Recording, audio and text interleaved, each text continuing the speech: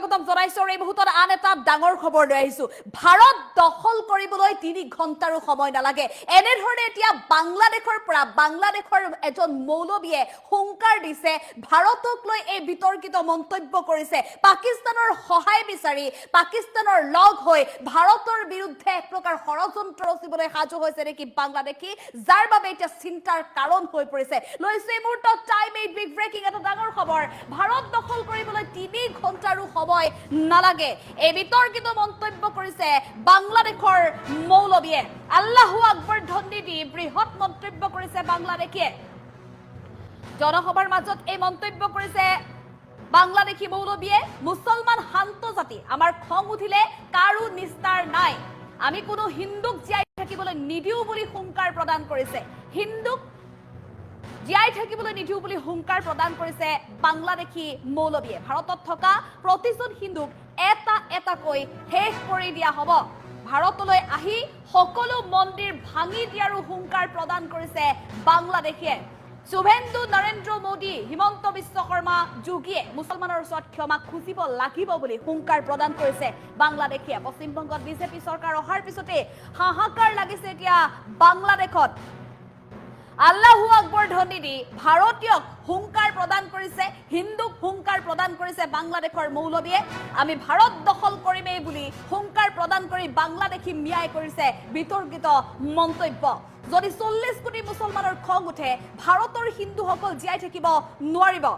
ভাৰতৰ বিৰুদ্ধে কঠোৰ হ'বলৈ পাকিস্তানৰ ওচৰত হাত পাতিছে বাংলাদেশী মৌলবীয়ে অৰ্থাৎ পাকিস্তানৰ সৈতে ভাৰতৰ যি চিৰবৈৰী ৰাষ্ট্ৰ পাকিস্তান আৰু সেই চিৰবৈৰী ৰাষ্ট্ৰ পাকিস্তানৰ সৈতে একেলগ হৈ বাংলাদেশৰ মৌলবীয়ে ষড়যন্ত্ৰ ৰচনা কৰিছে নেকি ভাৰতৰ বিৰুদ্ধে যেহেতু ভাৰতত ইতিমধ্যে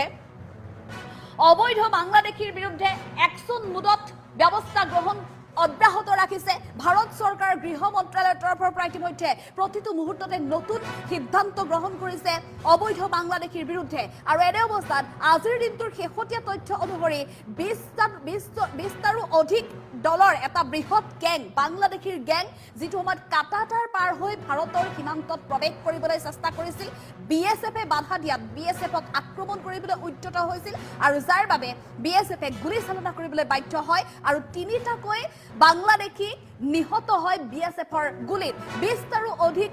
বাংলাদেশী আহত হৈছে বিএছএফৰ গুলিত সমগ্ৰ বিষয়টোক লৈ অসম বাংলাদেশ সীমান্তত এতিয়া উত্তেজনা অব্যাহত আছে আৰু এফালে ভাৰতত সম্পূৰ্ণৰূপে বাংলাদেশী মুক্ত এখন ভাৰত গঢ়িবৰ বাবে প্ৰচেষ্টা অব্যাহত আছে কিন্তু তেনে সময়তে এতিয়া বাংলাদেশৰ মৌলবীয়ে এটা বিতৰ্কিত মন্তব্য কৰিছে ভাৰতক লৈ ভাৰতবৰ্ষৰ জনসাধাৰণৰ বাবে ই এক চিন্তাৰ বিষয় হৈ পৰিছে কাৰণ ভাৰতত প্ৰৱেশ কৰিবলৈ আহি যি মন্দিৰ আছে নামঘৰ আছে সকলো এফালৰ পৰা ভাঙি পেলাব বুলি হুংকাৰ প্ৰদান কৰিছে এই বিতৰ্কিত মৌলবীয়ে এটা সাম্প্ৰদায়িক মন্তব্য কৰিছে এই বিতৰ্কিত মৌলবী বাংলাদেশৰ মৌলবীয়ে ভাৰত দখল কৰিবলৈ 3 ঘণ্টাৰো সময় নালাগে বুলি এক প্ৰকাৰ চ্যালেঞ্জ দিছে এই বিতৰ্কিত মন্তব্য কৰি বাংলাদেশী মৌলবীয়ে চ্যালেঞ্জ দিছে যে 3 ঘণ্টাৰো সময় নালাগে বুলি ভাৰত দখল কৰিবলৈ আল্লাহু আকবৰ ধ্বনি দি বাংলাদেশী মৌলবীয়ে এই মন্তব্য কৰিছে বিশাল জনসভাৰ মাজত এই মন্তব্য কৰিছে এগৰাকী বাংলাদেশী মৌলবীয়ে মুছলমান বোলে শান্ত জাতি মুছলমানে শান্তি বিচাৰে কিন্তু খং উঠিলে মুছলমানৰ কাৰো নিস্তাৰ নাই বুলি মন্তব্য কৰিছে বাংলাদেশী মৌলবীয়ে কোনো হিন্দুক জীয়াই থাকিবলৈ নিদিও বুলি হুংকাৰ প্ৰদান কৰিছে এক প্ৰকাৰ উচতনিমূলক মন্তব্য কৰিছে এইগৰাকী বাংলাদেশী মৌলবীয়ে বাংলাদেশী মৌলবীগৰাকীৰ এই বিতৰ্কিত মন্তব্যক লৈ এতিয়া দেশজুৰি প্ৰতিক্ৰিয়া দেখিবলৈ পোৱা গৈছে এনেধৰণৰ সাম্প্ৰদায়িক মন্তব্য কৰা মৌলবীৰ বিৰুদ্ধে একশন লোৱাৰ দাবী উত্থাপন কৰিছে সচেতন লোকসকলে ভাৰতত থকা প্ৰতিজন হিন্দুক টাৰ্গেট কৰি এই মন্তব্য কৰিছে বাংলাদেশী মৌলবীয়ে যে এটাকৈ ভাৰতত থকা হিন্দুক শেষ কৰি দিয়া হ'ব বুলি হুংকাৰ প্ৰদান কৰিছে কেৱল ইমানেই নহয় ভাৰতলৈ আহি ভাৰতৰ যিসকল ঐতিহাসিক মন্দিৰ আছে সকলো মন্দিৰ ভাঙি পেলোৱাৰ হুংকাৰ প্ৰদান কৰিছে বাংলাদেশৰ মুৰব্বীয়ে যি সময়ত পশ্চিমবংগত টিএমচিৰ চৰকাৰ উফৰি গৈছে ভাৰতীয় জনতা পাৰ্টিয়ে উত্থান আৰম্ভ কৰিছে পশ্চিমবংগত ভাৰতীয় জনতা পাৰ্টিৰ উত্থানৰ পিছতে এতিয়া বাংলাদেশত লাগিছে এনেধৰণৰ হাহাকাৰ অৱস্থা শুভেন্দু নৰেন্দ্ৰ মোদী ডক্টৰ হিমন্ত বিশ্ব শৰ্মা আৰু যোগী আদিত্যনাথক এক প্ৰকাৰ ক্ষমা খুজিবৰ বাবে বাধ্য কৰাব লাগিব বুলি হুংকাৰ প্ৰদান কৰিছে যেহেতু ভাৰতীয় জনতা পাৰ্টিৰ নেতৃত্বত পশ্চিমবংগত শুভেন্দু চৰকাৰ গঠন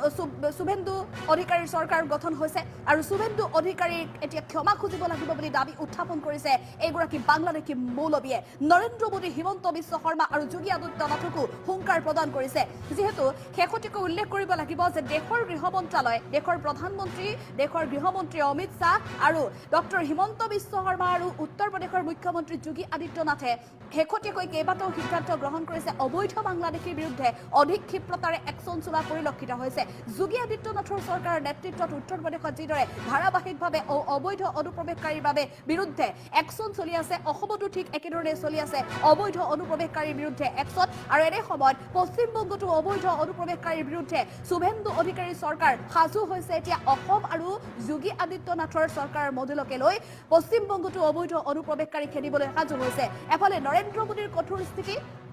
গৃহমন্ত্ৰী অমিত শ্বাহৰ কঠোৰ স্থিতি আৰু আনফালে হিমন্ত বিশ্ব শৰ্মা আৰু যোগী আদিত্যনাথৰ আদৰ্শ লৈ শুভেন্দু অধিকাৰীও যেতিয়া পশ্চিমবংগৰ পৰা সম্পূৰ্ণৰূপে অবৈধ বাংলাদেশী মুক্ত পশ্চিমবংগ গঢ়ি তুলিবলৈ সাজু হৈছে শপত লৈছে তেনে সময়তে এতিয়া বাংলাদেশৰ মৌলবীয়ে কৰিছে এই বিতৰ্কিত মন্তব্য পশ্চিমবংগত বিজেপি চৰকাৰ অহাৰ পিছতে এনেধৰণে বাংলাদেশত এই বিতৰ্কিত মন্তব্য কৰিছে মৌলবীগৰাকীয়ে আল্লাহু আকবৰ ধ্বনি দি ভাৰতীয়ক হুংকাৰ প্ৰদান কৰিছে বাংলাদেশৰ মৌলবীয়ে ভাৰত দখল কৰিবে বুলি হুংকাৰ দিছে আৰু ভাৰত যদি দখল কৰিব বিচাৰে বাংলাদেশে তেনেহলে 3 ঘণ্টাৰো সময় নালাগে বুলি হুংকাৰ প্ৰদান কৰিছে চ্যালেঞ্জ জনাইছে ভাৰতীয় লোকক হিন্দু লোকক যদি 40 কোটি মুছলমানৰ খং উঠে ভাৰতৰ হিন্দুসকল জীয়াই থাকিব নোৱাৰিব বুলি হুংকাৰ প্ৰদান কৰিছে এফালে ইমানেই নহয় ভাৰতৰ বিৰুদ্ধে এতিয়া কঠোৰ হ'বলৈ পাকিস্তানৰ ওচৰত হাত পাতিছে পাকিস্তানৰ সহায় বিচাৰিছে যি পাকিস্তান ভাৰতৰ চিৰবৈৰী ৰাষ্ট্ৰ আৰু সেই পাকিস্তানৰ এতিয়া সহায় ল'ব বিচাৰিছে বাংলাদেশে আৰু এনে ধৰণৰ এটা বিতৰ্কিত মন্তব্য কৰিছে আৰু যি বিতৰ্কিত মন্তব্যক লৈ এতিয়া সমগ্ৰ দেশজুৰি প্ৰতিক্ৰিয়া দেখিবলৈ পোৱা গৈছে